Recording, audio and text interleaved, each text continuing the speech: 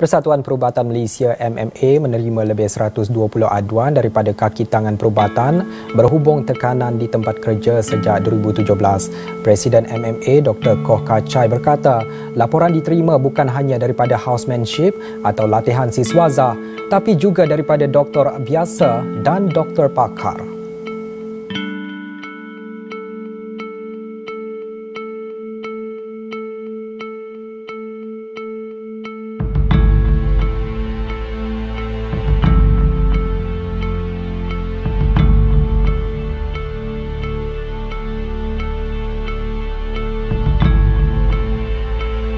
Assalamualaikum dan salam sejahtera.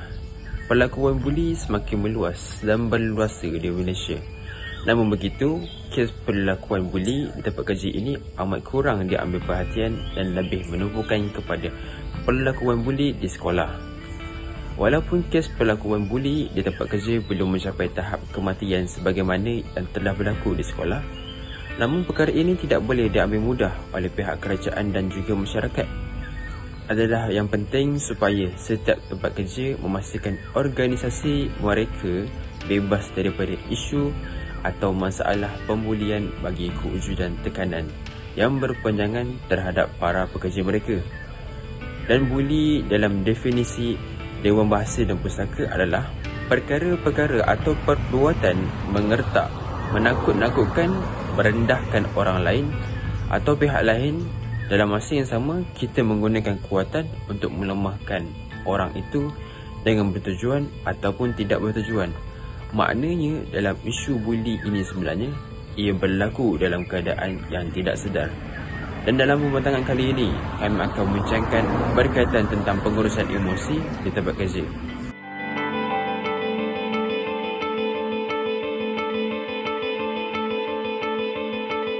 Buli ini dapat dilihat secara langsung atau tidak langsung. Tindakan ini dianggap sebagai penindasan apabila disengajakan, berulang dan menyebabkan kerosakan mental kepada mereka yang dibuli. Contoh buli secara langsung ini adalah mengherdik atau mengecam berulang kali, penghinaan secara lisan atau bertulis, pengecualian sosial yang disengajakan, gangguan terhadap barang peribadi atau peralatan kerja dan juga penderaan fizikal. Contoh buli secara tidak langsung adalah sabotaj kerja orang lain, menyebarkan kabar angin yang jahat, gosip atau sindiran, memaksa tuntutan kerja yang tidak masuk akal yang dirancang untuk mengakibatkan mangsa gagal.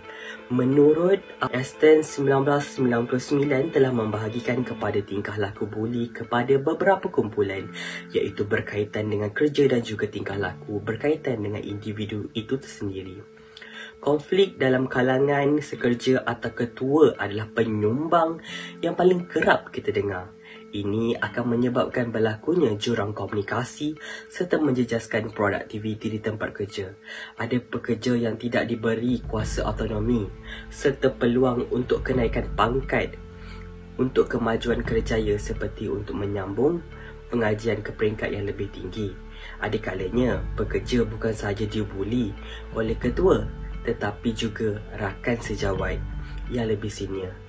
Persekitaran kerja yang toksik, waktu kerja yang panjang serta sukar untuk mengambil cuti menjadi penyebab terjadinya gejala buli dalam kalangan penjawat awam.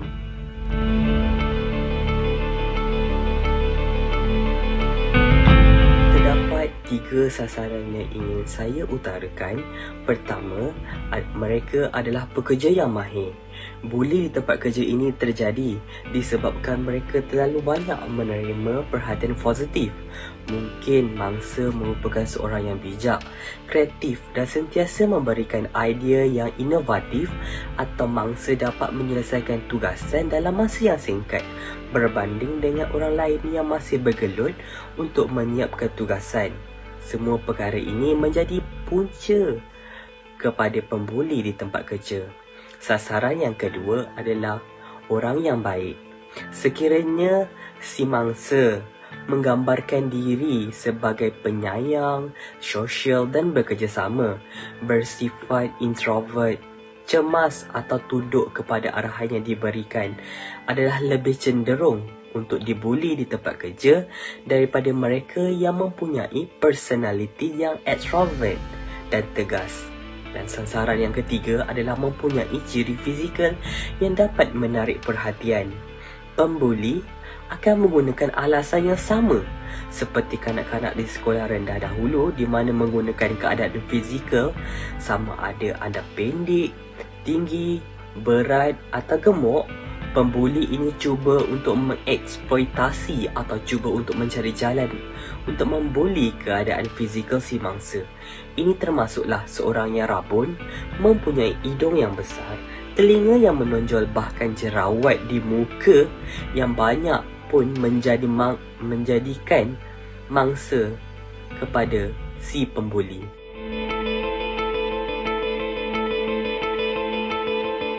Selepas saya dibuli, saya mula merasakan kemurungan yang amat panjang hingga menyebabkan tidur malam saya sentiasa terganggu.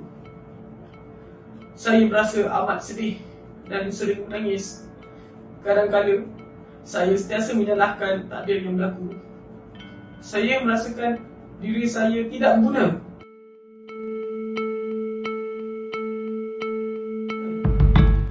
Dahulu saya seorang yang ceria, sering bergurau senda bersama rakan-rakan, keluar bersama rakan-rakan untuk meluangkan masa bersama.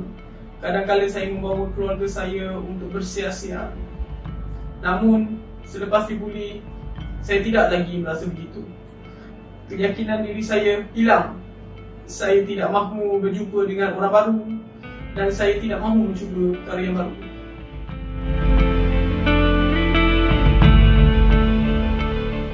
Saya sering bersendirian dan saya mengelakkan daripada berjumpa dengan rakan-rakan yang saya kenal.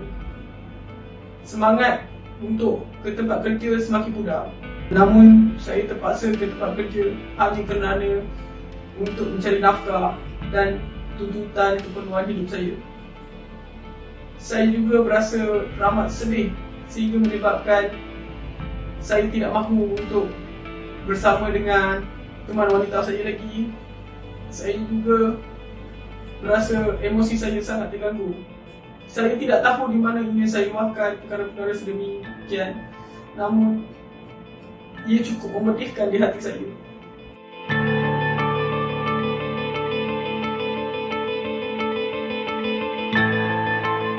Contoh buli yang dihadapi oleh saya yang akhirnya sebenarnya mengganggu emosi saya sebagai seorang pekerja apabila saya diugut untuk dikurangkan markah SKT atau markah KPI disebabkan saya tidak mahu untuk mengikuti arahan yang mungkin bukan daripada saya punya job description.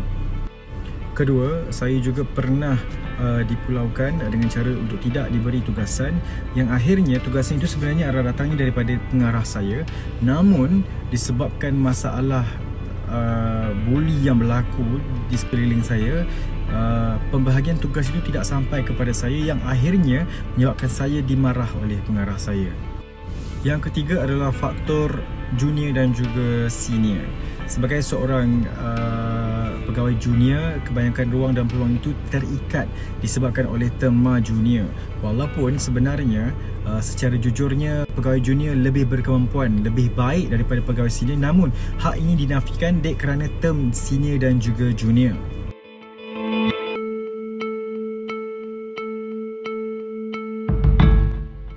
Antara jalan penyelesaian yang saya ambil dalam mengatasi ataupun menangani masalah buli yang saya hadapi, pertama, saya dapatkan pandangan daripada kaunselor saya sendiri, di mana sebenarnya secara tidak langsung apa yang berlaku menyebabkan emosi dan juga motivasi saya sebagai seorang pekerja sebenarnya automatik sudah pun menurun, dan ia saya risau akan mengakibatkan mengganggu gugat prestasi saya sebagai seorang pekerja. Yang kedua, langkah yang saya ambil adalah dengan mengisi borang untuk bertukar. Pedulikan walaupun ada mulut-mulut yang mengatakan kau tak kuat, kau fragile sebab tu kau mahu tukar. For me, as long as saya rasa dia tidak akan mengganggu persembahan mutu kerja saya akan ambil apa peluang yang dan juga ruang yang ada, asalkan saya boleh keluar daripada situasi toksik itu tadi. Yang ketiga, langkah yang saya ambil adalah dengan berjumpa direct dengan saya punya pengarah, dengan harapan pengarah akan menjadi seorang yang neutral, tidak berpihak kepada sesiapa, namun sebaliknya berlaku kepada saya, dan akhirnya saya membuat keputusan untuk menghantar borang permohonan pertukaran, di mana saya rasa itu adalah jalan yang terbaik yang saya boleh ambil untuk memastikan persembahan atau pemutu kerja saya dan juga motivasi saya sebagai seorang pekerja tidak menurun nanti.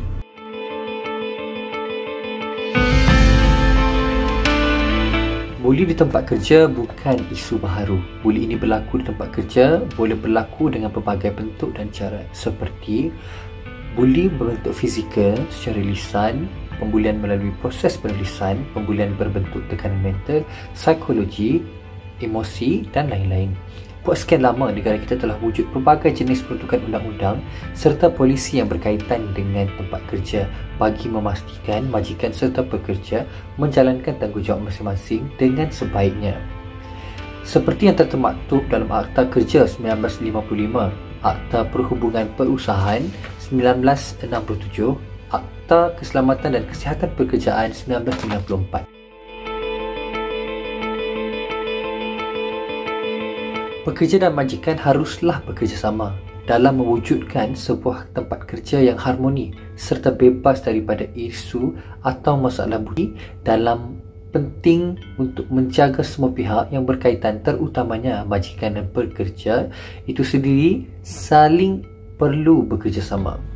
Jika kesihatan dan keselamatan seseorang pekerja itu terjamin, maka fokus dapat diberikan terhadap sesuatu jenis pekerjaan sekaligus dapat mempertingkatkan produktiviti organisasi atau sesebuah tempat kerja.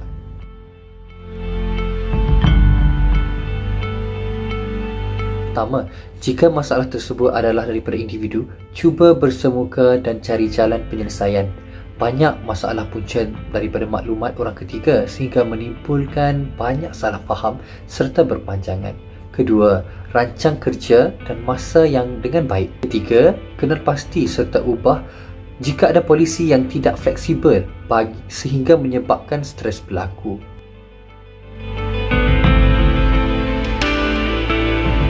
Makan sikap lebih terbuka serta berbincang dengan pekerja lain jika terdapat perkara yang tidak memuaskan hati. Kedua, beri teguran secara individu dan tertutup supaya ia nampak lebih profesional. Ketiga, memberikan insentif kepada mereka yang layak untuk meningkatkan motivasi dan harga diri. Ini adalah merupakan perkara yang perlu ditangani daripada awal supaya ia tidak boleh berpanjangan.